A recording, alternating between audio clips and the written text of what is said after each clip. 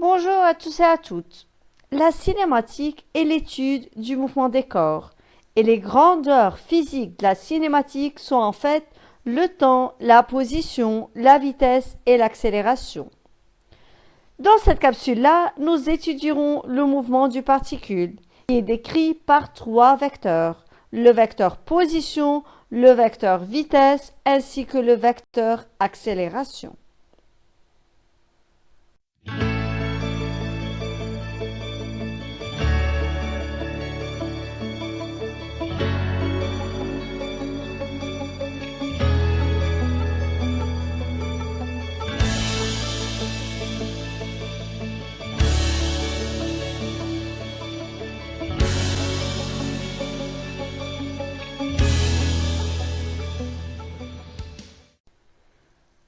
En premier lieu, pour décrire mathématiquement les caractéristiques d'un mouvement, un observateur utilise un repère pour repérer la position et une horloge pour mesurer le temps.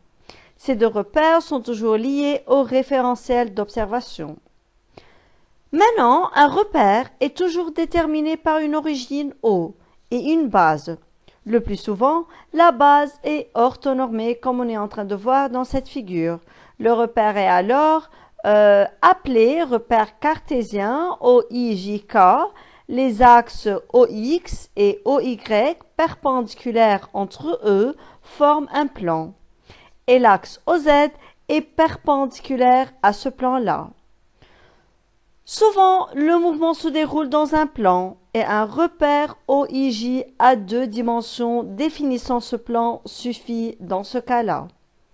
Et finalement, si le mouvement est rectiligne, un seul axe OX parallèle au mouvement suffit. Ce sera le cas des mouvements rectilignes comme je viens de dire.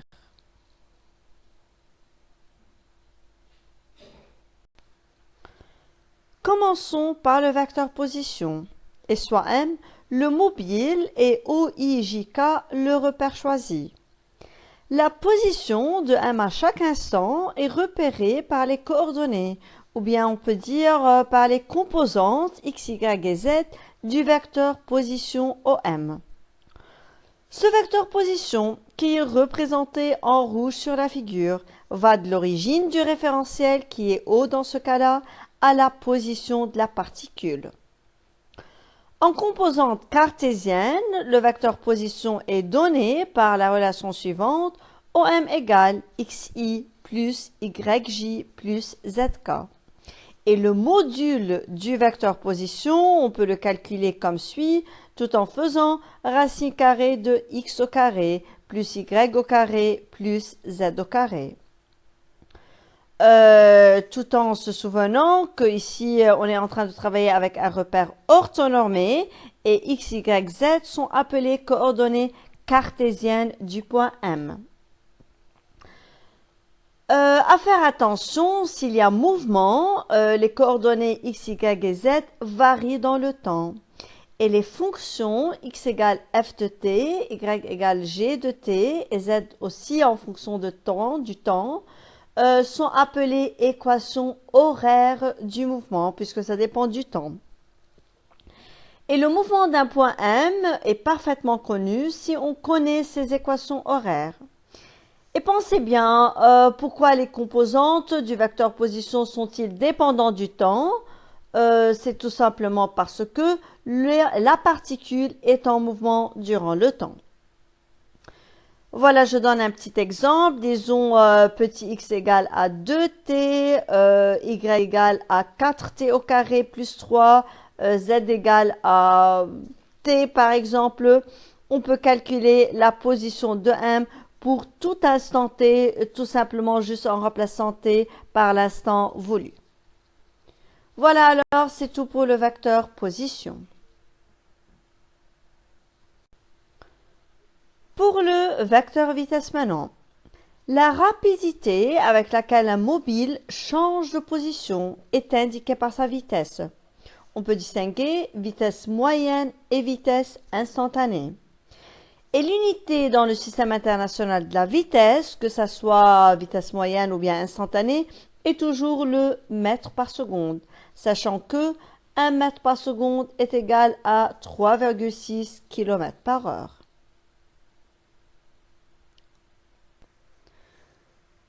Commençons par le vecteur de la vitesse moyenne.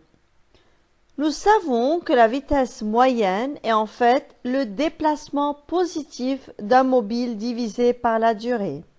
Alors si un mobile passe par exemple par un point M1 à l'instant T1 et par un point M2 à l'instant T2 supérieur à T1, le vecteur de la vitesse moyenne au cours du déplacement de M1 vers M2 s'écrit comme suit. Vecteur vitesse moyenne est égal vecteur M1, M2 divisé par T2 moins T1. À faire attention que M1, M2 n'est autre que OM2 moins OM1, ou bien on peut dire aussi le nommer delta OM. On peut le symboliser, si on veut dire, par delta OM. Et T2 moins T1, on peut le symboliser par delta T, c'est-à-dire différence de temps entre T2 et T1. Par suite, le vecteur de la vitesse moyenne peut être écrit comme suit de la façon simplifiée suivante, delta OM, delta vecteur OM sur delta T. Voilà, c'est pour le vecteur de la vitesse moyenne.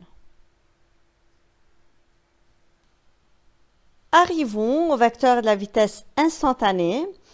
En fait, la vitesse instantanée est la vitesse du mobile à un instant, à un certain instant. Et si au cours d'un intervalle de temps, delta t, qui est égal à t2 moins t1 comme on vient de voir, la vitesse n'est pas en train de varier d'un instant à l'autre, c'est-à-dire la vitesse est constante, il est évident dans ce cas-là que pour cet intervalle de temps, la vitesse instantanée à chaque instant est égale à la vitesse moyenne. Si par contre, prenons le cas général, la vitesse est en train de varier d'un instant à l'autre, la vitesse instantanée s'obtient alors en réduisant l'intervalle de temps delta t autant pour qu'on puisse admettre que la vitesse ne varie plus au cours de cet intervalle de temps.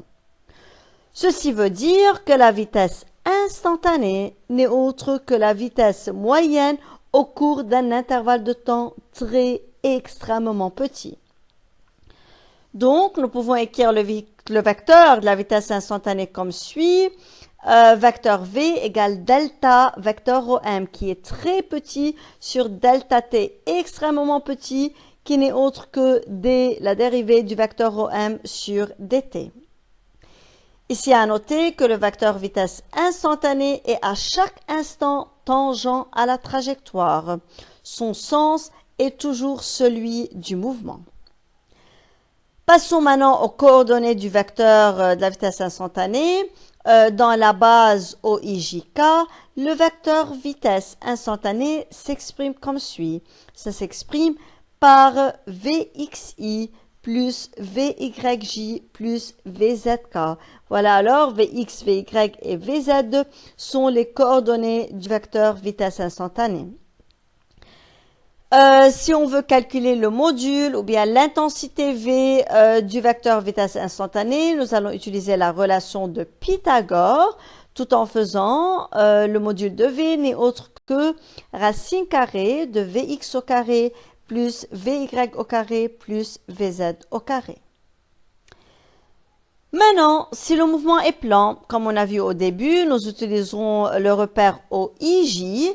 Et le vecteur V s'écrit comme suit. Dans ce cas-là, vecteur V est égal à Vxi plus Vyj. Module de V sera égal à racine carrée de V de x au carré plus V de y au carré dans ce type de mouvement.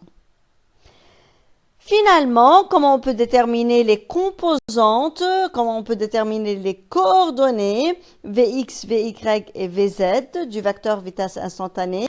Tout simplement, Vx peut être déterminé tout en faisant la dérivée de x par rapport au temps, alors dx sur dt.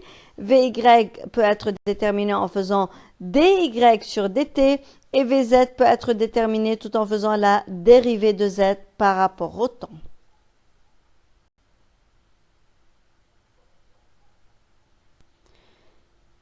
Pour l'accélération, Lorsque la vitesse, vecteur v, d'un mobile est en train de varier, on aimerait connaître la rapidité avec laquelle elle varie. C'est justement l'accélération, vecteur a, du mobile qui comporte cette information.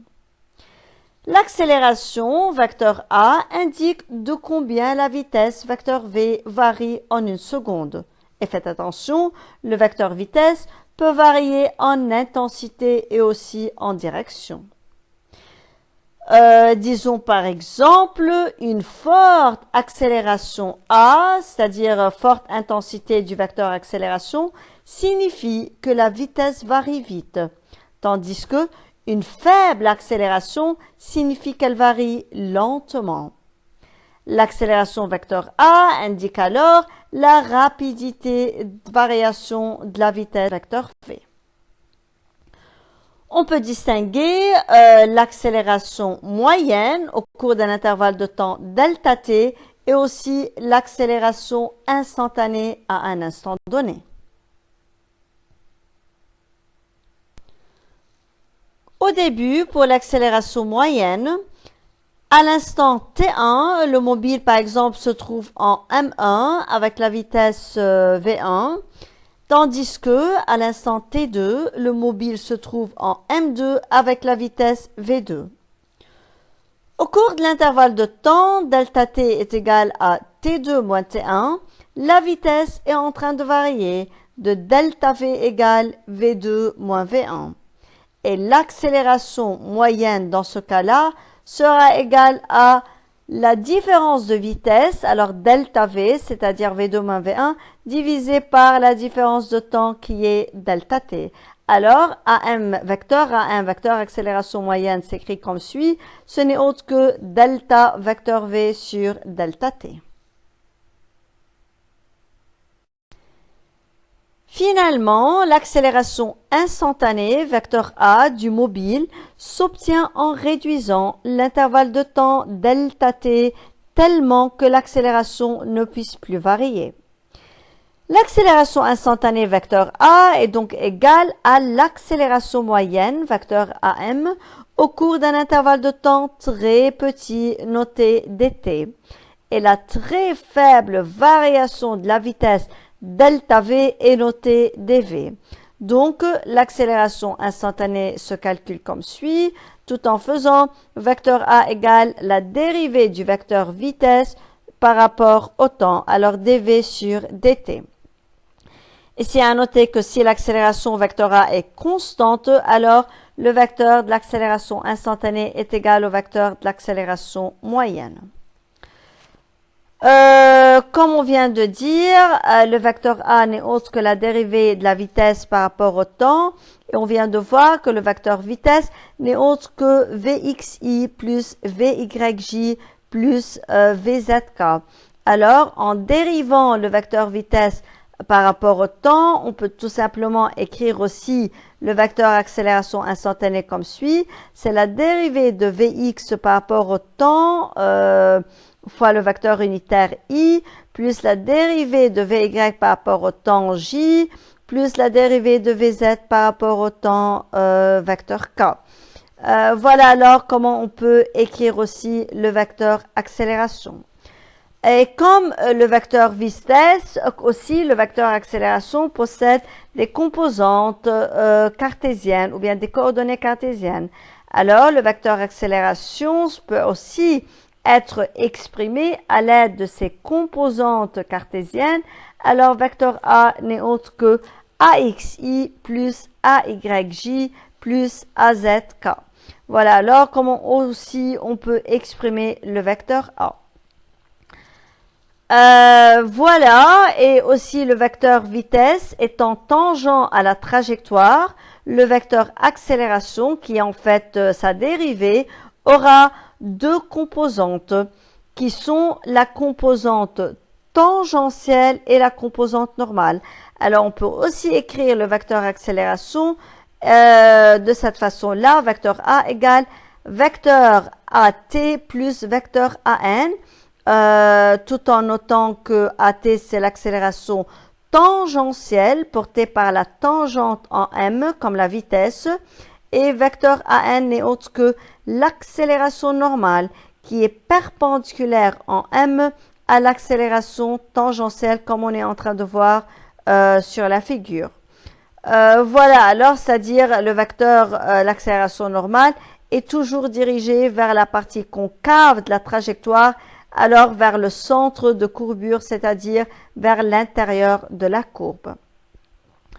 On peut aussi noter que l'accélération normale n'existe que si la trajectoire présente une courbure et si l'accélération tangentielle et le vecteur vitesse sont de même sens, le mouvement est dit accéléré puisque dans ce cas-là, la vitesse est en train d'augmenter.